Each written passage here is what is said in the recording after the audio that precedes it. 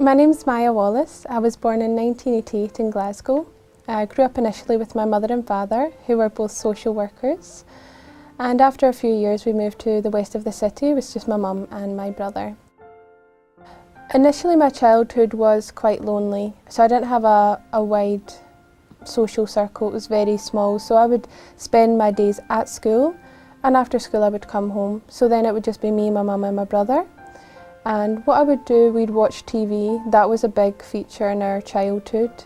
We didn't do a lot of outdoor activities in the sense of things that you would go and pay to do. What we would do would be making jewellery, playing with my dolls. I was very active in lots of sports, gymnastics, athletics. I enjoyed a lot of outings with my mum, biking, home baking, things like this. In summer I became very active, so I'd go and stay with my grandmother and my grandfather in Ayrshire, and it was activity after activity which I loved. We would go swimming every single day, we would go into town, we would go shopping, we would do more baking, which I loved because my gran is an amazing cook. I didn't have any religious views as a child. We didn't grow up with a religion, so there was no Bible in the house, no Quran, there was nothing like that.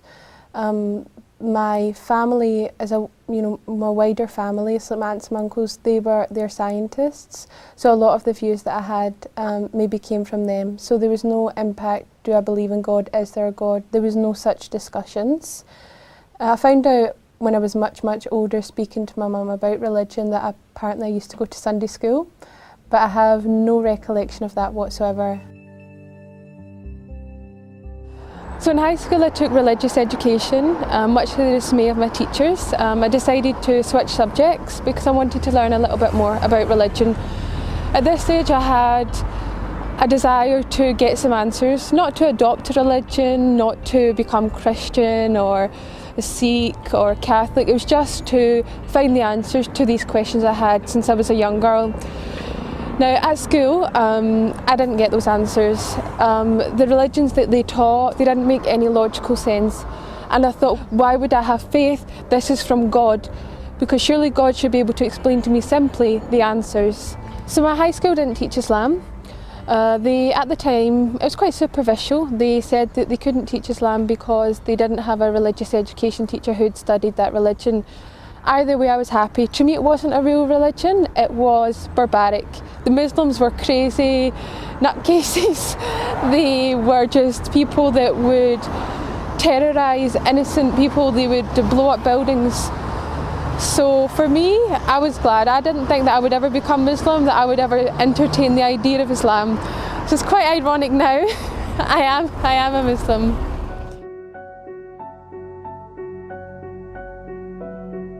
I had no interaction with people of other ethnicities, of other religions. There was perhaps 2 or 3 students in my school, but they were very westernised. They had adopted our culture, so I had no real ability to see what really is Islam, what is a Muslim. So from there on in I thought, well, I've learned about the real religions. They're a load of rubbish, I don't believe in them. So I just carried on. I just became a normal Scottish teenager. I done what you would expect of any sort of British teenager. I went out clubbing, I drank alcohol, just had a laugh. There was no point to it. Looking back, I just think at that time I thought that's what you did with your life, but to me now it just seems pointless. And where my journey into Islam began was in 2005 I started working in a call centre. And in that call centre it was predominantly Pakistani people that were in there that were Muslims. And they were not crazy. They were not anything that I had imagined, that the media had portrayed. And in actual fact, they became my best friends. And this is the first time I felt I had real, true friendship, where these people really cared for me, I really cared for them. And there was a group of us. So there was Saima, there was Shakila, there was Talib, Nabil and Atif. And it was us lot together, and I would just, initially it was just, I was interacting with them and we would just do normal things, go to the cinema, we would go out for meals. But one thing that stood out to me was the fact that what they'd done was very respectful. They had a lot of respect for themselves. They wanted to have a good image. There was a lot of things they wouldn't do. So they wouldn't come out clubbing with me. You know, once I had a birthday, I invited them and they declined and I couldn't understand why.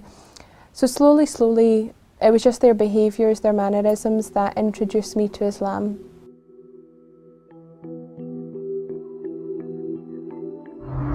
When I was working in the call centre with the other Muslims, one of the most profound moments for me was actually during Ramadan, and I remember the moment sort of very clearly. We were in the Avon's office in Baird Street, and my group of friends that I'd mentioned earlier, they were fasting and they were about to open their fast. And Saima, she actually handed me a box of spring rolls that her mother had made, and she offered them to me if I wanted some. And to me that was just such a profound moment. You know, here I am having eaten all day, probably not even realising, you know, drinking in front of them, having water or something, and they're offering me food. They're breaking their fast with me. And that was a really profound moment for me. So something happened in that moment. I became curious. What are these Muslims doing? They're starving themselves and giving their food away to me. Like, who am I? Why are they doing this? And then I started having questions. You know, what is Islam? Why are they Muslim? You know, are these kind attributes that they have, their upbringing? Is it just these specific people? Is it part of Islam? What is it?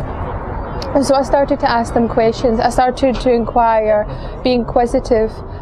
And something that really shook me is that they weren't proud. Well, I think this, or I feel this, or I know that. They said, this is what the Quran says, this is what the Sunnah says, this is what the Hadith says. They had proof for everything. And never at any point did they say to me, just believe, just have faith, we know this is the truth. They didn't tell me that, they gave me the answers, and when they didn't know the answers, they would go and find out, and they would be humble enough to admit, I don't know, I can't answer that, I can't tell you. So here I was, standing Islam in the face, and it was the truth. I couldn't deny it was the truth. But I wasn't ready to accept being a Muslim. I never wanted to adopt a religion, I just wanted to know the answers, and I thought that would be enough. But in learning about Islam, I realised that believing is not enough. Islam is a way of life. They've got their own economical, political, social, legal system. If I was to become a Muslim, if I was to adopt that identity, everything I'd ever known would have to change. But I didn't know if I could commit to being Muslim. I didn't know if I could commit to what Islam required from me. So I had what I would call a trial period. And I was going to try and see if I could do what Islam required of me. So initially it was simple things for me, like stopping eating haram meat. Being a vegetarian previously, that wasn't so hard for me. Then it was stopping drinking alcohol. Then it was stopping going out to nightclubs, which was a large part of my social life. I started to dress more modestly, so I went half of my wardrobe. And slowly, I realised that I was able to overcome these hurdles. But still I was apprehensive, you know, it was a lifetime commitment. If I became Muslim, that was it. And I wanted to be sure that I could give that commitment to Allah. And it just took a long time to get that courage, to take that leap, to know that I was doing the right thing and that Allah would see right by me and that my fears would melt away. And my fear mainly was telling my family, how will my mum cope, my brother, you know, my aunt and my uncle, they're not religious, my grandfather. And I think that when you're making such a huge life change, that you will start to imagine them reacting in ways that aren't even within their character because you're just so scared because it's such a big change and it's something completely different. So every Sunday, my mum would collect me from work and drive me home. And every Sunday I would try and muster up the courage, and before I knew it we were home and I didn't say anything. And this would happen week after week after week. I felt like it was never going to end. Sunday was my day of torment.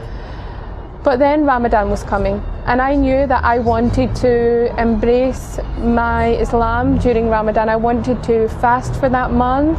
I wanted to be in that environment. So, a few weeks before, I just mustered up the courage and told her. And alhamdulillah, she accepted it. She just questioned why, but we didn't have a long discussion. We're not a family for having in-depth conversations, but I told her, and the relief, it just washed over me. It made me feel silly. I've been worrying all this time, and it went really well. I went with my friends, some of my very good friends, Sam as well, Sam, and we went to Glasgow Central Mosque. And I took my Shahada through tears of joy. We were all crying, it was so emotional, and it was an experience that I wasn't expecting. We went, and at first we were told to go to the study room, and I would take my Shahada there with the Imam. I wanted to do it properly. I didn't want to do it just with 2 witnesses, which is all the requirement. I wanted to do it in the mosque, let everyone know, get a certificate, I'm Muslim. I found the answers. So we went, and the Imam sat me down. He started asking me strange questions. Why do you want to become Muslim? Is someone forcing you? Do you want to do this? And I'm like, yeah, that's why I'm came. Please just let me take my Shahada.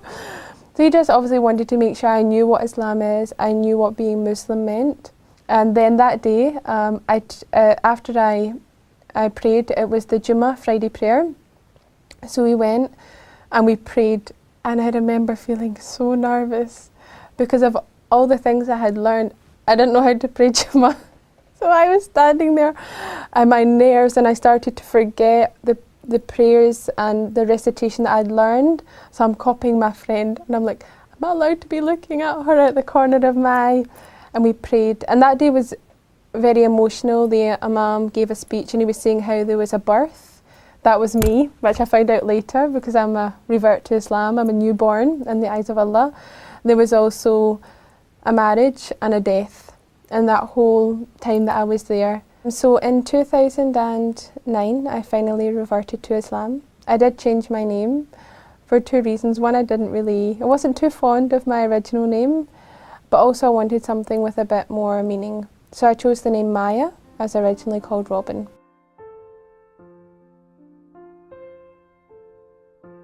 My journey to Islam, to becoming Muslim, was very easy. I had a lot of support. I had a lot of friends around me, even my own family. My mother, my brother, they were very supportive of me. I remember when I went to take my Shahada, my mum was calling me just to make sure, good luck, hope everything goes okay. But where my struggles really began was when I started to go to an Islamic class, and I met other sisters. And this is where I learned about the proper attire, that we should be covered. And for a long time I thought, I don't want to cover, my hair is so beautiful, I don't want it to go away. But slowly I started to educate myself. I started to learn a lot more about what hijab is, what is the purpose of it. One of my friends gave me just a silly little analogy. They said, I've got 2 sweets, one covered, one uncovered, and I dropped them on the floor. Which one would you eat? Which one would you take? They goes, I said, the one with the cover, of course. And they said, well, that's how we view our women in Islam. They are the most precious thing to us. Of course we would want them to be covered. And this is not something that I was being told is what men want, but this is what Allah wants. This is our protection. This is our safety. And I didn't want to go out without it. For me, I loved hijab by this point. I'd found a love for hijab, I'd found a love for covering. I understood the reasons behind it, and I wanted to fulfill that obligation to Allah. But I was scared to tell my mum. So I was standing in the kitchen and I was ironing my hijab, and I tell her I'll wear hijab now. And she got very angry and she was crying. and it was so painful for me. And she's saying, this is oppression. And at this point, I'm not eloquent. I can't explain to her. I have the knowledge, but to give it to her, I don't know where to start. I don't know the right place. And I'm just shouting back, no, it's not. So I remember walking out of the house and going to my back garden, and I was in floods of tears and I was crying my heart out. And I phoned Zara, who had now become my Islamic teacher. Mashallah, she's very good. And I'm crying to her, and I said to her, Zara, I have to take it off. I can't do this anymore. And she gave me so much comfort and so much love and so much strength. She said to me, Allah will never give you a test that you cannot bear. There will never be something in your life that you cannot overcome. It is there for a reason. So I found a lot of comfort in her words, and I put it on and I wore it and I left the house. And my end point with my wider family came when it was my graduation, and my mother and my aunt and my uncle came, and I was hiding from them. I was in my graduation gown. I was wearing this big black graduation cloak and a black hijab, and I was just all black. And I was nervous. I was so nervous. And it was about to begin, so I said, okay, we need to take our seats now, but I'll see you afterwards. I just wanted to get it over and done with. I thought, look, when they see me walk across the stage, they'll see the hijab, maybe they'll talk about it, and then I won't need to be there when she sees it for the first time. I won't see that initial moment. And alhamdulillah, that's what happened. It was too late for them to come and greet me before, so I went upstage, I accepted my award, and I came down, and I could see in their faces that they had some apprehension. They were shocked, but they accepted it. My grandfather's not a man of many words, so when I went to see him, he'd been informed, I believe, by my family that I was Muslim and that I covered. And we've never spoken about it, me and my grandfather. And what he done, he says to me, all of your grandmother's scarves are upstairs in the bottom drawer, and I've looked them all out, and they're all there for you, you know, for your. And he wouldn't say anything, he just went, for your.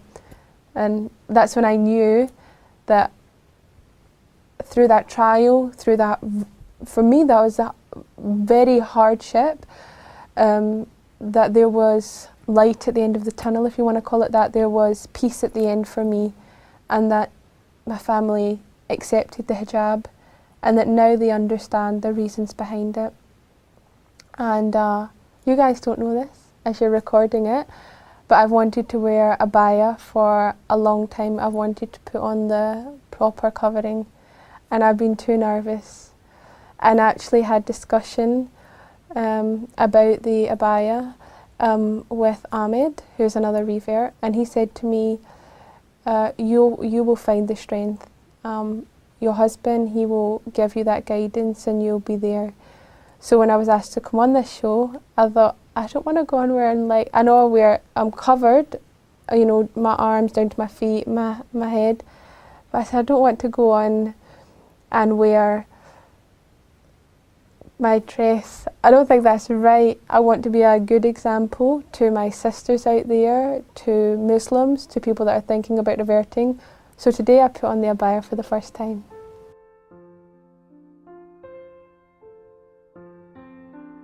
Before I became Muslim, I was a little bit apprehensive about reading the Quran. I knew it was revealed in Arabic, so I was a bit worried that, you know, little things, can I get it in English, which I could.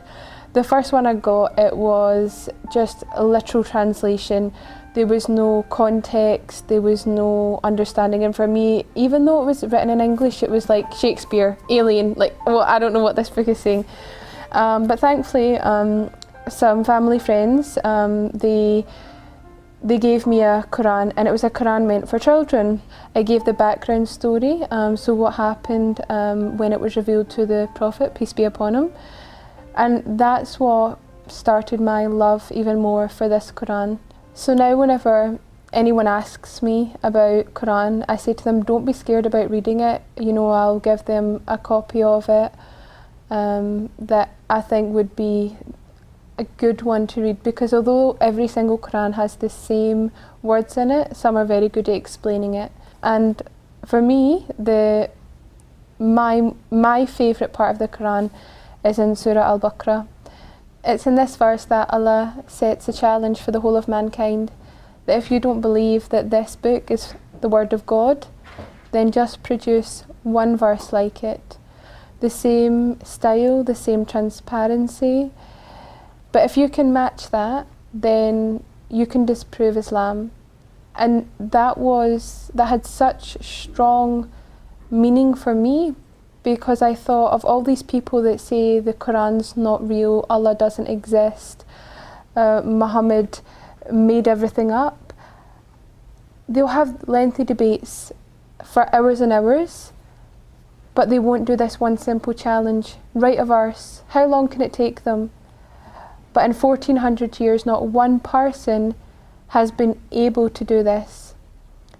And the second part of this surah that meant a lot more to me, is that Allah goes on to say that you will not be able to, write a verse like it. And I just think to anyone out there that's doubting Islam, then take this challenge. Come forth and bring a verse.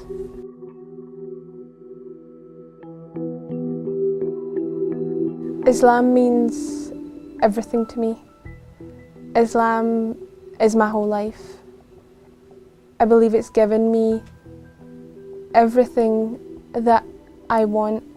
Not materialistic things, but it's giving me contentment in my heart. It's given me the understanding to life. It's told me why I'm here, what I should be doing. It's given me comfort knowing that Allah is out there, that there is a God, that I can worship Him and obey Him. And from how I would describe it in humanly terms, in His eyes, I'm doing the right thing. You know, no longer do I need to lead my life by my own moral compass. I've got God there to tell me what is right and what is wrong, and I know in my actions that I'm doing the right thing. It's given me a much better relationship with my mother. You know, she's a very private woman, stiff upper lip sort of thing. Now, every day she tells me she loves me. Mashallah, I would never have found my husband had I not become Muslim. He's Muslim, of course, and I just think that is an avenue that if I had never taken my Shahada, I would never have experienced this. It's overwhelming that my life now feels complete. No longer am I chasing after the latest dress or the latest car or job. I have everything I need to keep me content right now at this age. I grew up in an environment where what I was told was that you're meant to go out, you're meant to travel the world, you're meant to experience many different things, date different people, to try and attain something, and when you've attained it, get more. Earn money, and when you've got money, earn more money. When you drink, learn to drink and then drink a bit more. Gluttonous, it was just, and to me it had no real value. It was like, I'm going to live, inshallah, 60, 70, 80 years, and I'll have achieved nothing. Now I understand my place in this world and what I'm here for, and that's to obey Allah and complete my duties as a Muslim, spread Islam, and be an example to the community and my sisters around me.